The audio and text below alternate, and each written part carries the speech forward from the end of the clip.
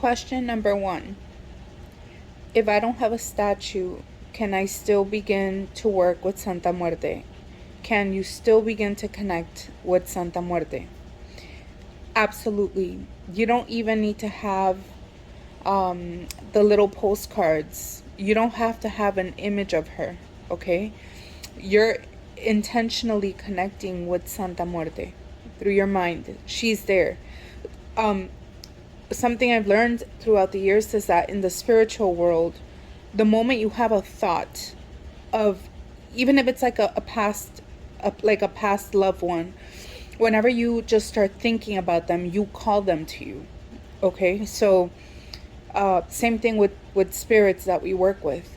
Just your intention alone of you calling her to you, she will be there. You don't have to have a statue. You don't have to have a little postcard, an image. You don't have to have none of that. Start off with offering her a glass of water, and sit with your glass of water and start calling her. Santa Muerte, I'm calling you, please come.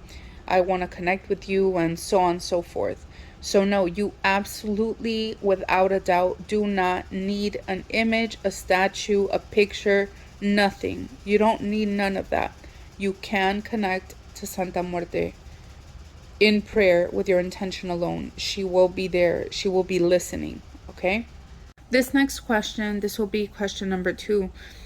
This person was basically stating in their question that she's like, I always make sure, that I have aguardiente on her altar. She was basically letting me know that she tries her best to have her altar, have her offerings there, but that she is very busy with work and family and so on. And she was asking me, like, what else can I do to show her my devotion and love? And this is so typical, including myself, of so many of us, where we feel like we don't do enough. And it's by our works, basically. And the best advice I can, it's not even advice, it's what I can tell you is that, number 1, always remember that it's not so much about all the offerings that you have on her altar, okay? Because it's about keeping the altar hot. What do I mean by keeping the altar hot? It's prayers. It's communication with the spirit in that area. You could have like a bunch of offerings and a statue and flowers and all this stuff, but if there is no like prayers, if there's no interaction there with the spirit, like it's pretty much meaningless. Okay, so number 1, you have to know that you do enough. Okay, it's not she understands. Like, now the thing is that it's just about consistency. So we all have at least 5 minutes, okay? Even if it's just 2 minutes, just 2 minutes every single day. Just go to her altar, say, Santa Muerte, I just wanted to, because she's with you all the time. It's not just when you go to her altar, you're like, oh, there you are, where have you been all day? She's with you all day long, okay? So, and this person also said in her question, she's like, I keep her in my mind all the time. That's perfect. You're doing more than enough. Like, you should be a little more lenient on yourself. And I'm skeptical to say that, because I think a lot of times we also don't do enough. Not like in the sense of offering offerings to the altar, or putting offerings in the altar, but as far as like a personal devotion, right? So, okay, let's see. I've been all over the place with this question. Number 1, keep in mind that you do enough. Okay, in this particular question, this sounds like you do enough. Stop thinking that you need to do more. What other offerings can I put? She must not. She knows. Okay, if you are really putting the effort, if she knows that you're extremely busy, you're exhausted, and to you it's a sacrifice. The sacrifice of going to her altar and spending 2 minutes with her, just talking to her, it's an amazing offering. Okay, so just as long as you make sure that she has her cup of water, that you keep it clean, that you keep her, the space dust free, and you go spend at least 2 minutes, but every single day, that's all you really need. Okay, and then Obviously, if you do have time, to go spend, let's say, maybe once a week, I don't know, 10 minutes, 15 minutes with her, whatever, in her altar, you know how much, each of us knows how much and what is a sacrifice and what isn't. Okay. But in this particular case, this person asking this question, it truly sounds like she does what she can. You know what I mean? And she just, I think it was, I'm pretty sure it was a female asking this. Especially women, we always feel like we don't do enough. I am super guilty of that. Always, always, always. I always downplay everything that I do. And I'm always like, I should have done more. I could have done more. We have to learn to be more lenient with ourselves. Okay. The other thing I wanted to touch on in this particular question, the person said that they always make sure that they have aguardiente, which is, I think, rum, on her altar. I don't recommend. Okay, so this is going to be different depending on who you ask. And I actually know that a lot of my people, meaning like other Mexican people that are devotees that live in Mexico, they'll probably disagree with me, okay? Because I know that in Mexico, they're like, oh, she should always have tequila on her altar. Now, I think that if you want to learn to work with Santa Muerte, like a give and take relationship, like one of my teachers taught me, was the offerings that you put on her altar always have to have a reason and a purpose. Okay, so if you always have tequila on her altar, you're always going to have a drunk saint, meaning she's never going to work.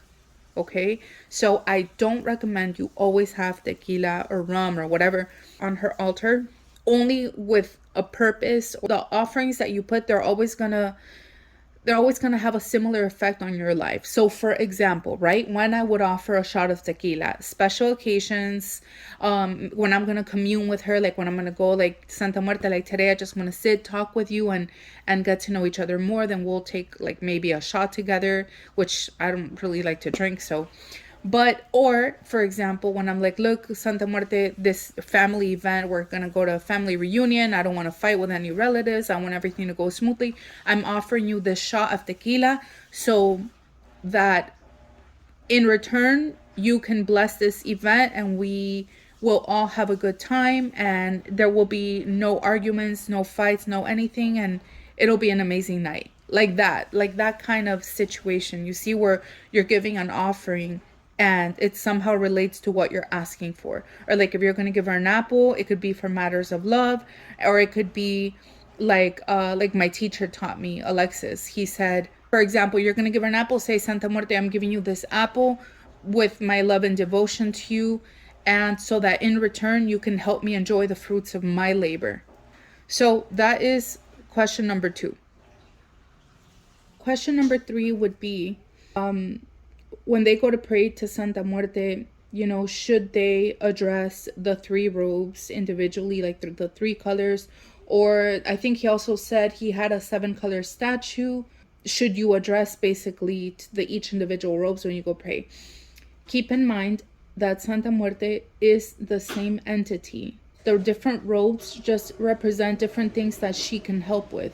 Santa Muerte as a spirit in general, she's all of them. It's just the same entity.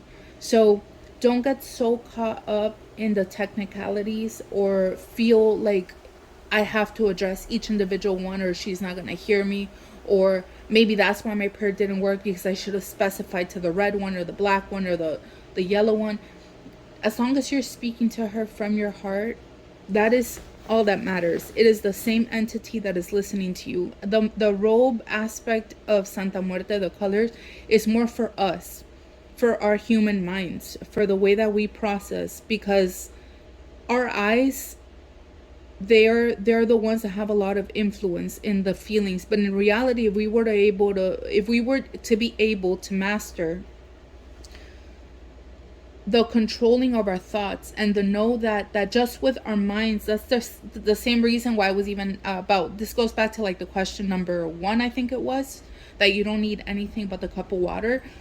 It's just that in our minds, when we see things, it influences our emotions and therefore has an effect on our intentions or our belief in what we're saying or what we're doing. So it helps. You see what I mean? Like when we see something, it gives us like more power and more like self-belief, less self-doubt. But in reality, it's the same spirit. Even if she was wearing like a clear robe, like a see-through robe with no color whatsoever, it is the same spirit. All you have to do, if you have one statue of Santa Muerte, like my teacher Alexis taught me, he was like, just get a piece of cloth and cover her with the color of robe that you're working with. If you have a red Santa Muerte and you want to work with a black one, get a black cloth and just cover her with it. And that's it. That's all you need to do. You don't have to have a statue of like every single color. So no, you don't have to address each individual robe when you pray. You pray to Santa Muerte, period. It's the same spirit. You need to keep that in mind. It is the same spirit, all of just different aspects of herself. Okay, so in a practical way, keep in mind, like, you know, if you have a good friend that he can be a jokester and he can be super fun to be with, but let's say he's a very, very good businessman. Let's say and you have an issue with your business or something like that. Whenever you go talk to him about business, he's not going to have his jokester, prankster personality. He's not going to wear black just because we're gonna have a serious conversation, so let's wear black. It's the same person that you're talking to. They're just it's a different demeanor, it's a different energy when you're speaking to them. But they could be wearing a Hawaiian shirt and you could be having the same conversation of giving you advice on your business, which is, let's say, you know, it's very serious, right? So I hope you understand what I'm saying. But yes, don't worry about addressing each individual aspect, each individual robe. You just speak to her from your heart. That's all that really matters. This person asked, how do you get her, this is question number 4, I believe. How do you get her to speak to you? Some people have heard in the past, but this is like very few times, I'd say. Audibly, like you're listening to my voice. This hardly ever happens. When people say I listened to her, she spoke to me or whatever, a lot of times it's when spirits speak to you, it sounds like your thought. It sounds like a thought that you have. In the beginning, when you're first, not just with Santa Muerte, but even your spirit guides, right? Even your guides, when they speak to you, a lot of times it sounds like your thoughts. So it's very difficult to trust yourself in the beginning and be like, is this me or is this my guides? But over time, if this is something that you really work on, it will become easier and easier. But basically, the most simplest way that I can answer this question is, when they speak to you, it sounds like your thoughts. Number one, you have to be in a quiet state of mind. You have to be open and receptive.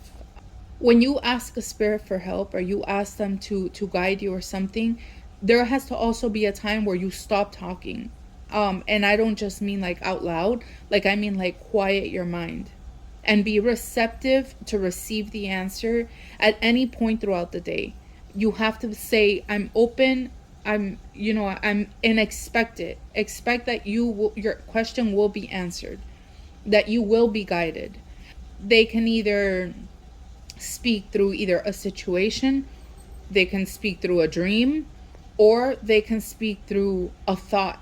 And that is how, for example, me personally, that is how I've been receiving messages more. It's been easier for me to decipher when it's a message from spirit that comes in as a thought. And over time, it will even start to sound different than your voice. Again, I don't want to, this specific question can be like an entire different video on its own. But in the simplest ways, how do you get her to speak to you? Well, you need to quiet your mind, believe and have faith that you're going to receive an answer, and be open and receptive to receive it, and do not doubt yourself. All right, guys, there will be a part 2 with some more questions. So stay tuned for that. But if you would like to schedule a plática with me, which is a phone call where we can discuss any questions or doubts or guidance that you would like regarding Santa Muerte or your spirituality in general, you can go to my website, which is brujamexicanatero.com, and schedule there. Take care.